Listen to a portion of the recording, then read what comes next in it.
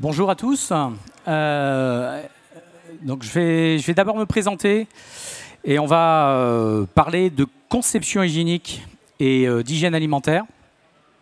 Alors c'est un domaine un peu particulier. Je vais expliquer un petit peu en quoi ça consiste et surtout ce qu'il faut éviter justement en industrie agroalimentaire pour maîtriser le côté hygiénique et éviter d'avoir des problèmes de contamination. Alors moi je suis Erwan Billet, je suis directeur d'un organisme de conseil et de formation dans le domaine de l'hygiène, nettoyage et conception hygiénique qui s'appelle IDIAC, et en même temps j'ai la chance d'être président de l'EHEDG France. Donc l'EHEDG, et on va en parler, hein, c'est l'association en France qui travaille sur la conception hygiénique, mais qui est liée à une fondation internationale et qui est la référence de la conception hygiénique en France, en Europe et aussi dans le monde. Alors, si je prends effectivement, on va d'abord expliquer un petit peu ce que c'est que le HEDG. Alors, on est au Hall 6, stand C18. Vous pouvez venir nous voir quand vous voulez. C'est une association internationale qui a été créée dans les années 80, en 1989, par des industries agroalimentaires, en particulier des laitiers, suite à beaucoup de problématiques de contamination sur site et qui étaient liées en fait à une problématique de matériel. Donc les entreprises agroalimentaires ont souhaité à ce moment-là travailler sur la réflexion de la conception hygiénique de leur propre matériel. Et ils se sont dit, ce serait bien qu'on se regroupe entre industriels, équipementiers, centres de recherche, centres techniques, et qu'on puisse justement réfléchir ensemble à une meilleure conception du matériel. Alors ça, c'est important au niveau du CEFIA, hein, le matériel, c'est quelque chose de primordial.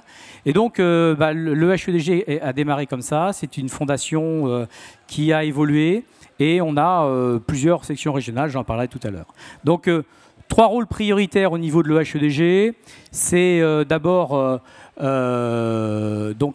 réunir l'ensemble des entreprises agroalimentaires, des constructeurs d'équipements, et puis derrière, rédiger et diffuser des guidelines, des documents de référence dans la conception hygiénique, avec un objectif, c'est trouver des solutions pour éviter d'avoir des problèmes de contamination sur les lignes de production. Donc ça, c'est primordial. Et donc, on a des groupes de travail internationaux qui créent des documents que tout le monde peut aller chercher. Tout le monde peut aller voir et qui sont là pour aider chaque entreprise. Et puis aussi, c'est créer et diffuser ce qu'on appelle la certification des équipements IH en conception hygiénique, parce qu'effectivement, il ne suffit pas de créer un matériel, créer un équipement, créer un outil, il faut être sûr qu'il soit nettoyable. Et donc, le HEDG a créé des centres certificateurs. Et ces centres, en fait, permettent d'analyser chacun des matériels. Et à partir du moment où ce matériel est complètement nettoyable, il va être certifié en conception hygiénique. Cette certification, c'est un plus pour l'industriel qui va acheter un matériel de ce type-là et qui va se dire, voilà, j'ai un matériel qui va me poser peut-être moins de problématiques en termes de nettoyage. Simplement pour expliquer un petit peu comment est structuré le HEDG, on est structuré en sections régionales, ce sont en fait des sections par pays. Donc le HEDG, donc son siège social est aux Pays-Bas, et derrière on a des sections régionales. Donc nous sommes la section régionale française, mais on a une quarantaine de pays qui adhèrent à l'EHEDG, et il faut savoir qu'on travaille avec le Brésil, le Canada, l'Australie, la Nouvelle-Zélande, la Chine, les États-Unis, etc. Autre point important pour ceux qui connaissent un peu la conception hygiénique, il y a aussi un pendant de l'EHEDG aux États-Unis qui est 3A. Vous pouvez avoir des fois certifié 3A sur du matériel. Eh bien, il faut savoir qu'en fait, on travaille ensemble. C'est-à-dire que le HEDG 3A travaille ensemble. Donc, il y a un regroupement qui se fait, en tout cas au niveau des idées, au niveau de la vision de la conception hygiénique. Et ça, c'est intéressant parce que ça permet d'avoir une vision vraiment identique partout dans les pays autour du globe par rapport à ça. Objectif, c'est bien un objectif d'un réseau international. Et puis, l'objectif premier, c'est bien sûr prendre en compte l'hygiène dans la conception hygiénique, mutualiser aussi la compétence et les expériences, c'est pouvoir justement travailler ensemble sur des mêmes problématiques. Et puis, bien sûr, après, c'est diffuser l'information. Diffuser la bonne pratique, c'est aussi pour ça que je suis là aujourd'hui. C'est pour diffuser un petit peu l'information sur la conception hygiénique et surtout l'impact de la conception hygiénique, je vais en parler après. EHEDG France, c'est la section régionale de l'EHEDG international. Ici en France, c'est un relais. Et nous, au niveau de l'association, on est aux alentours de 110, 120 adhérents en France. C'est la deuxième section régionale au niveau mondial, après l'Allemagne. Donc il faut le savoir, hein, sur 40 sections régionales. Donc ça veut dire que c'est très important et c'est que aussi en France, nos industriels trouvent aussi un intérêt primordial sur la conception hygiénique. On diffuse bien sûr l'ensemble des guides en français. Ils sont d'abord rédigés en anglais et puis après, chaque section régionale les traduit dans sa langue. Donc effectivement, vous pouvez en trouver en allemand, en chinois, en français, en espagnol, en italien, etc. L'objectif pour nous, c'est d'animer autour de la conception hygiénique et de la problématique. Donc on a des journées à thème, on a des conférences, 2 conférences par an, plus le CEFIA, puisqu'on est partenaire du CEFIA et de J11 ici depuis plusieurs années. Donc c'est pour ça aussi qu'on intervient dans ce type de conférences. Et on essaye de diffuser la bonne parole, comme on dit, en conception hygiénique par rapport à ça. Et l'objectif aussi, c'est de constituer un carrefour de compétences dans les domaines de l'industrie agroalimentaire, avec des traductions, diffusion de documents, des animations de groupes de travail, qui peuvent être des groupes miroirs ou des groupes internationaux. Et derrière, on va aussi faire de la formation en conception hygiénique. Donc le HEDG a des modules de formation en conception hygiénique pour toute personne qui est intéressée. Et on accompagne aussi sur les actions techniques sur le terrain ou scientifiques. Bien sûr, promotion CHEDG, certification EHEDG, pardon. Et puis, cette estampille certification, c'est ce que vous pouvez voir sur le matériel. Dernière chose, avant de parler vraiment de conception hygiénique et d'hygiène alimentaire, c'est le prix de la conception hygiénique. Le prix de la conception hygiénique, vous l'avez ici, c'est le PCH. Malheureusement, aujourd'hui, en tout cas cette année, on va pas avoir de PCH à cause de la pandémie, mais dès l'année prochaine, on reprend le concours de prix de la conception hygiénique. Et c'est intéressant parce que vous avez plusieurs entreprises qui sont ici sur le CEFIA, qui ont gagné ce concours il y a plusieurs années, que ce soit Livrac, Clogeur, BFR ou BWT. Donc c'est des choses intéressantes parce qu'ils ont une réflexion dans la maîtrise de la conception hygiénique de leur matériel. Alors la question la plus importante aujourd'hui, c'est conception hygiénique, de quoi parle-t-on? Qu'est-ce que c'est que la conception hygiénique? Alors c'est assez complexe comme question et surtout que la réponse elle est assez vaste. La conception hygiénique, ça va toucher énormément de choses. Premier point, c'est comprendre que la conception hygiénique, c'est une approche globale. Une approche globale de notre unité de production, de notre usine. Et ça veut dire que derrière, quand on parle de conception hygiénique, on va parler bien sûr des matériaux, on va parler bien sûr des matériels, mais des modules de matériel, des unités de production, des lignes de production, et puis derrière, bien sûr, des bâtiments. Donc la conception hygiénique, ça commence à l'extérieur d'un bâtiment agroalimentaire, ça continue sur l'ensemble de la conception d'un bâtiment, et puis ça va sur la conception des ateliers, de l'environnement, des flux d'air, des lignes de production, des matériaux, etc. Tout ça fait partie de la conception hygiénique. Donc vous imaginez bien qu'il y a pas mal de choses à voir par rapport à tout ça. Première chose importante, c'est de se poser les bonnes questions. Quelles sont les conséquences d'une mauvaise conception hygiénique? Parce que si je suis là, c'est qu'il y a un intérêt. Et s'il n'y a pas d'intérêt, je repars. La conception hygiénique, si elle est mal maîtrisée, il y a des vrais risques. 2 exemples, 2 cas que j'ai ressortis. Premier cas qui est en fait une problématique de contamination dans une charcuterie, donc par la Listeria monocytogenes, et qui en fait après audit, on a identifié que la présence de cette Listeria était liée en fait à des problématiques de conception de roulement à billes. La bactérie s'est mise dans les roulements à billes et qu'il y avait une diffusion à travers l'outil de production parce que le roulement à billes n'était pas étanche. Et donc la Listeria étant dedans, elle contaminait l'ensemble de la production, ce qui a posé effectivement énorme problème. Et puis on s'est rendu compte que même au niveau des trancheurs, il y avait des problématiques. Autre exemple, deuxième exemple, c'est un exemple sur des liquides ultra frais. produits contaminés par des moisissures. Et là, c'était plutôt dans un vérin, un échappement de vérin, commande de vanne, où là, en fait, l'air était contaminé et donc polluait en fait l'environnement de production et le produit lui-même. Donc vous voyez que ça va chercher dans des endroits un peu compliqués des fois, hein, la contamination.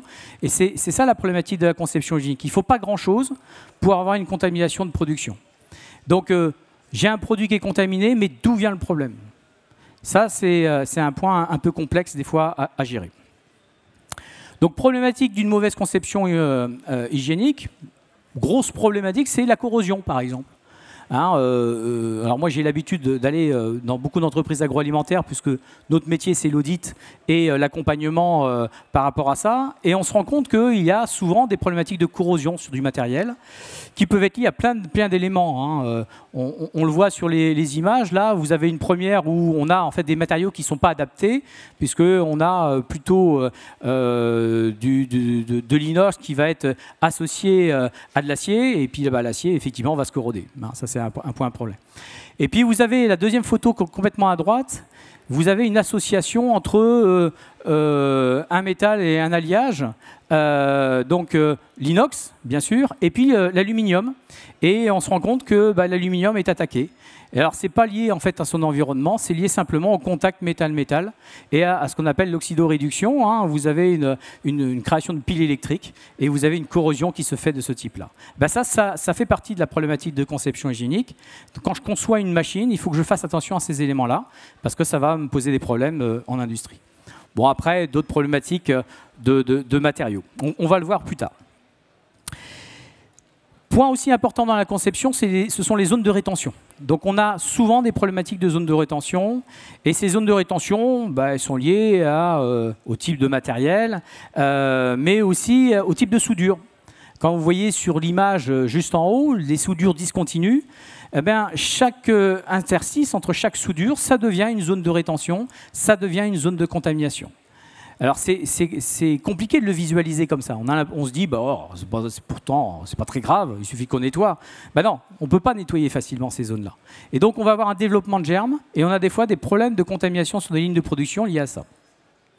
On va voir aussi des conceptions d'avaloirs, des conceptions de cuves avec des zones en fait, de sédimentation et qui vont être en fait, des zones de contamination. On a souvent aussi une problématique d'accessibilité. L'accessibilité dans un matériel, est-ce que je mets en place des carters? Est-ce que j'ai la possibilité d'aller nettoyer au niveau d'un tapis qui va monter très haut? Est-ce que je suis capable de tout nettoyer? Ça, ce n'est pas toujours le cas. Et à partir du moment où vous avez des zones qui ne sont pas nettoyables, vous avez automatiquement des risques de contamination. Donc cette difficulté de nettoyage, elle est importante. On le voit, ici, hein, vous avez une conception de matériel un peu complexe. Donc je peux vous assurer que pour aller nettoyer, désinfecter ça, c'est très compliqué, c'est même infaisable. Et puis vous avez un tapis là-haut qui est toujours tendu. Donc ça veut dire que je ne peux pas aller nettoyer sous les rouleaux. Donc c'est clair que vous ne serez jamais capable de décontaminer ces éléments-là. Donc la mauvaise conception, ça favorise la création de biofilms. Alors, je vais y revenir tout à l'heure, les biofilms. Hein, des zones en fait, où les micro-organismes vont pouvoir se développer. Ces biofilms qui vont se créer sur les matériaux et qui vont contaminer une production. Donc la conception, il faut limiter, il faut avoir des accès les plus faciles possibles. Et puis, bien comprendre que les micro-organismes vont se développer sur des zones très petites, puisque un micro-organisme, si je prends une bactérie, une listeria par exemple, c'est 1 micron.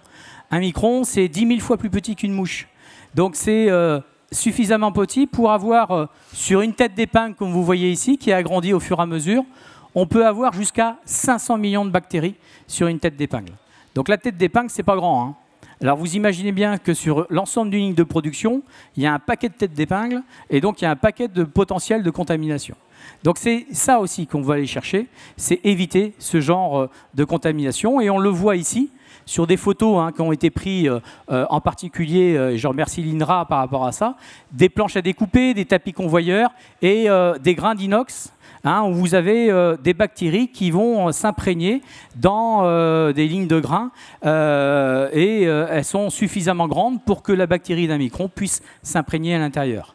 Quand vous allez devoir nettoyer votre inox, vous n'êtes pas sûr d'éliminer tous les micro-organismes qui sont sur votre inox. Et ça, on ne le voit pas. Ce n'est pas visible à l'œil nu. D'accord? Ça va être quelque chose qu'on va voir plus tard, malheureusement, quand on a des problèmes de contamination. Un biofilm, c'est ça. Un biofilm, c'est ce type de structure ici que vous voyez en bas, hein, quelque chose qui va être ce qu'on appelle une matrice polymère, qui va protéger les micro-organismes et qui vont empêcher d'ailleurs les opérations de nettoyage et désinfection. C'est-à-dire que quand le biofilm est bien créé, et il se crée entre 7 et 14 heures, hein, en 7 heures un biofilm peut être créé, je peux vous assurer que c'est très compliqué d'aller chercher les bactéries sous le biofilm. Et donc, ce qu'on veut, c'est d'éviter la création d'un biofilm. Éviter la création d'un biofilm, c'est éviter le conditionnement de surface. Conditionnement de surface, c'est faire en sorte que, par exemple, la rugosité du matériau soit trop importante, hein, et les salissures, les micro-organismes vont s'accrocher. Petite photo intéressante, c'est des contrôles qui ont été faits sur site de production, où là, on a fait des tests de présence de biofilm. Donc, avec des détecteurs de biofilm, et vous voyez que quand c'est blanc, tout ce qui est blanc, c'est la présence de biofilm. Donc, vous voyez que visuellement, on n'a pas l'impression qu'il y ait quelque chose, et pourtant, là, vous avez des biofilms, vous avez des accroches, et vous avez des contaminations. Donc, c'est là où c'est complexe dans le secteur de l'agroalimentaire, c'est qu'on va chercher dans le petit, dans vraiment l'ultra petit. Alors, malheureusement, actuellement, on a, depuis quelques années, des recrudescences de contamination sur ligne de production. Le salmonelle, listeria, alors partout en Europe. Hein. Ces augmentations, elles sont importantes et la question, c'est pourquoi on a ces augmentations? Qu'est-ce qui fait qu'on a de plus en plus de contamination? Alors, il y a déjà une réponse. Hein. On trouve des contaminations parce qu'on les cherche. Hein. Plus on cherche, plus on trouve. Ça, c'est clair. Et donc, on fait de plus en plus de contrôles. Contrôle de surface, contrôle de l'environnement. On a une chance en France, c'est qu'on a la loi Egalim qui fait qu'en plus, on est obligé de contrôler plus l'environnement et en plus, on doit le dire quand on a des contaminations. Alors, c'est bien, hein, parce que ça permet de maîtriser son environnement de production. Mais ça veut dire que aussi, on va retrouver peut-être plus de contamination que ce qu'on pensait. Mais il y a aussi d'autres éléments. Qu'est-ce qui fait qu'on a plus de contamination actuellement, plus de cas d'hystéria et de salmonelle? Plusieurs raisons. Première raison, eh bien, à la demande des consommateurs, nous en particulier, hein, on veut des produits de meilleure qualité, du clean label, avec moins d'additifs, moins de sucre, moins de sel. Tous ces additifs, qui effectivement sont certainement pas très bons pour la santé, sont quand même des additifs qui nous permettent de sécuriser notre produit alimentaire. Donc à partir du moment où je les retire du produit alimentaire, j'ai un produit qui est beaucoup plus fragile, beaucoup plus à risque. Donc ça fait que mon produit, il va être plus fragile et donc il va être plus sensible à son environnement. Autre problématique, c'est moins de solutions chimiques par rapport à la désinfection. La législation REACH, par exemple, ou la loi biocide, a fait depuis plusieurs années qu'on a éliminé des molécules qu'on utilisait beaucoup dans la désinfection avant. On parlait des formaldehydes, des chloraldehydes, les ammoniums quaternaires qui sont actuellement un petit peu sur la sellette où beaucoup d'entreprises retirent de leur désinfection. La problématique, c'est que ces produits-là avaient une vraie efficacité en termes de désinfection. Alors, ça ne veut pas dire que les autres ne sont pas efficaces. Hein. Si je prends l'acide peracétique, par exemple, qui est un désinfectant qu'on utilise beaucoup, c'est un produit qui est très efficace en désinfection. Ce n'est pas un problème. Peroxyde d'hydrogène aussi. Nos produits désinfectants sont efficaces. Mais ils n'ont pas tout à fait la même rémanence, c'est-à-dire qu'ils tiennent moins dans le temps.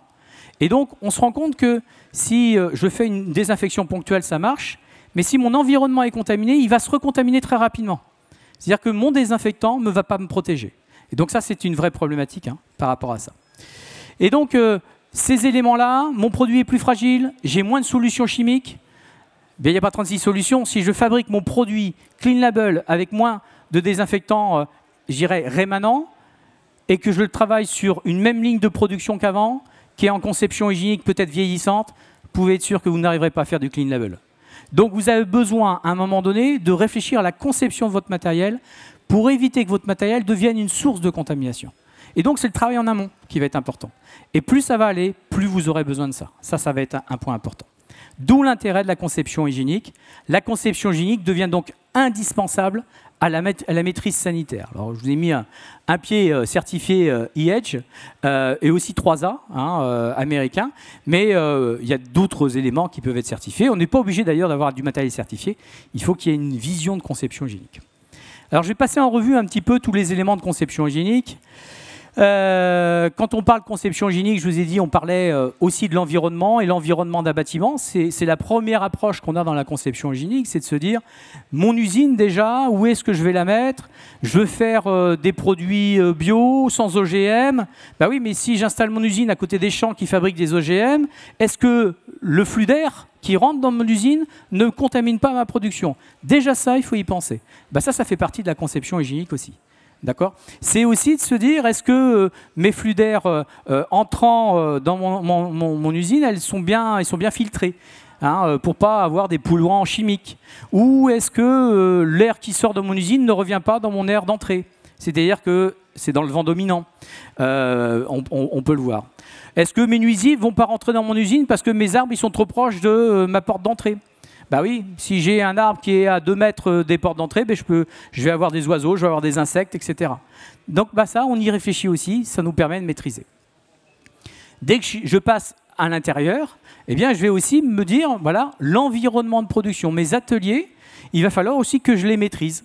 Et donc, je vais réfléchir à la conception de mes sols, de mes murs, de mes plafonds, des câblages électriques, des plateformes, tous ces éléments-là, qui vont être autour de ma ligne de production, vont être des zones potentiellement de contamination. Et donc la conception hygiénique, c'est de se dire, oui, je vais éviter d'avoir des luminaires qui vont être des zones de rétention pour la poussière et qui peuvent retomber sur ma ligne de production. Je vais éviter un câblage à l'horizontale qui passe sur mon convoyeur. Tous ces éléments-là, ça vous permet de maîtriser un petit peu votre risque. Bien sûr, derrière, on va parler aussi de matériaux. Quels sont les matériaux qu'on va utiliser? Les inox. Et dans les matériaux, c'est la rugosité qui va être importante. Un micro-organisme, je vous dis, une bactérie, c'est 1 micron.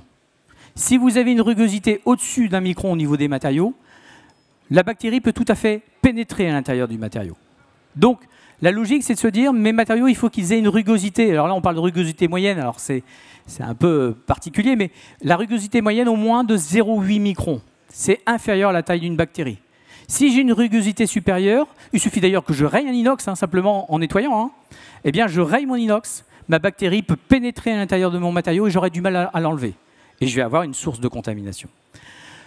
Je vais avoir l'utilisation d'aluminium, du polypropylène, des problématiques aussi de soudure, on va avoir des résines, du carrelage, des élastomères. Vous voyez les élastomères qui peuvent vieillir et mal vieillir, qui vont être aussi des sources importantes de contamination. Et donc le matériel de production que je vais construire, que je vais même mettre en place, et il va falloir que je réfléchisse pour ce matériel à la géométrie, faire en sorte qu'il n'y ait pas de zone de rétention. Donc créer des pentes. Tout matériel que je vais intégrer doit avoir des pentes, une drainabilité naturelle. Un convoyeur, par exemple, doit être débrayable. Je suis encore un petit peu surpris de voir des convoyeurs où on ne peut pas détendre la bande. Comment je fais pour nettoyer dessous? C'est impossible, ça. D'accord? Donc j'ai besoin d'avoir du matériel qui soit débrayable, qu'on puisse accéder. Et donc, à partir du moment où j'accède partout, je me sécurise au maximum. Et puis, vous allez avoir, alors là, il y a plusieurs exemples, la hauteur des lignes par rapport au sol. Vous avez un matériel qui fait 2 mètres de large et il est à 10 cm du sol. Je sais qu'il y a des gens qui font du nettoyage dans la salle. Je ne sais pas si vous arrivez à nettoyer sous un matériel qui fait 2 mètres de large à 10 cm du sol. Ce n'est pas possible. Donc, vous aurez des biofilms, peut-être de la listeria sous votre machine dans votre atelier de production. Donc, ça veut dire que déjà, la hauteur de garde, elle est importante pour éviter de polluer mon environnement. Tous ces éléments-là sont importants et on va les prendre en compte. On considère que 20% des contaminations des produits alimentaires sont liées à l'environnement de ligne de production. Pas ce qui est en contact direct, à ce qui n'est pas en contact. Donc c'est vraiment l'environnement de la ligne de production. Alors quelques exemples, un peu peut-être négatifs, c'est voilà, des exemples que l'on trouve des fois Donc problématique de soudure avec des rushs à l'intérieur des tuyauteries, vous le voyez là-haut, ou trop d'oxygène quand on fait des soudures, et donc on va amener de la corrosion, hein, parce qu'on va oxygéner, on va créer en fait un démarrage de corrosion. On le voit ici avec des tests sur des soudures, on voit qu'il y a une imprégnation, c'est-à-dire qu'en fait la soudure elle n'est pas bonne et les micro-organismes vont s'imprégner à l'intérieur. Et donc on a des cas de contamination de ce type. Autre exemple, bon, j'ai pris quelques exemples en particulier sur des convoyeurs parce que c'est aussi un point important, mais il y a tellement de machines, c'est-à-dire que je peux vous faire ça pendant 2 mois si vous voulez, mais on regarde un peu ces éléments-là. Vous voyez des polypropylènes à cheval sur des barres inox, c'est des choses qu'on trouve beaucoup sur des convoyeurs. C'est indispensable dans certains cas, mais il faut faire attention qu'il n'y ait pas d'imprégnation entre les deux. Donc comment j'arrive à le mettre, comment j'arrive aussi des fois à l'enlever. Parce que on voit les salissures et les contaminants qu'il y a à l'intérieur. Vous avez aussi le fait, je disais, un tapis débrayable ou pas débrayable. Donc il y a des solutions. Hein. Vous avez des tapis des fabricants qui ont réfléchi à la débrayabilité d'un tapis pour faciliter le nettoyage, enlever les bandes, etc. Hein. Tout ça, c'est important. Une des grosses problématiques qu'on a dans l'agroalimentaire, ce sont les câblages. Alors là, c'est chouette, une belle usine toute neuve qui a un câblage caractérisé. C'est magnifique. Il ne faut surtout pas faire ça. Je vais faire peur à beaucoup de gens, mais il ne faut pas faire ça. Pourquoi il ne faut pas faire ça? Parce que vous pouvez le faire que si vous arrivez à étanchéifier vos carters, qu'il n'y ait aucune pénétration à l'intérieur. Parce que dans le temps, qu'est-ce qui va se passer? Vous allez avoir des salissures, de l'humidité qui va rentrer, et vous allez avoir ça c'est de la listeria, hein, dans les carters. Et donc, vous allez polluer votre environnement. Donc, ce qu'on demande, et à travers les guidelines de HEDG, ce qu'on explique, c'est qu'un chemin de câble, ça peut être ouvert. Et les câbles, ils ne doivent jamais être resserrés, parce que s'ils sont resserrés, je ne peux pas nettoyer entre chaque. Donc, on les sépare. Et il y a des nouvelles usines qui sont faites, j'en ai vu encore une la semaine dernière, tous les câbles sont mis un par un, avec un petit écart. Alors, tout toujours à la verticale, et là, il n'y a plus de problème. Vous pouvez nettoyer ce que vous voulez, vous pouvez désinfecter tout ce que vous voulez. Donc ça, c'est une vision différente des choses. Alors, on peut les câbler, on peut les caractériser à partir du moment où vous étanchéifiez et vous mettez sous pression, par exemple. C'est-à-dire que vous avez une surpression d'air à l'intérieur, donc rien ne peut rentrer. Là, effectivement, c'est faisable, ça existe, hein, on le fait aussi dans certaines installations. Qu'est-ce qu'on peut avoir? Un des gros points critiques, une question qu'on nous pose souvent, c'est gestion des flux d'air. Énormément de contaminations viennent de l'aéroporté. Les flux d'air dans une usine, comment je gère mes flux d'air? Mais est-ce que mes évapos ne sont pas contaminés? Parce qu'eux, ils vont récupérer l'air, fluidifier, ils vont refroidir. Et on se rend compte que la listeria, qui est une bactérie qui aime bien le froid, se développe dans les évaporateurs. Et si je ne les nettoie jamais, mes évaporateurs, eh bien, vous contaminez votre environnement. Vous pouvez faire du matériel en conception hygiénique en dessous. Vous pouvez faire un super nettoyage, mais si votre flux d'air est contaminé, c'est mort.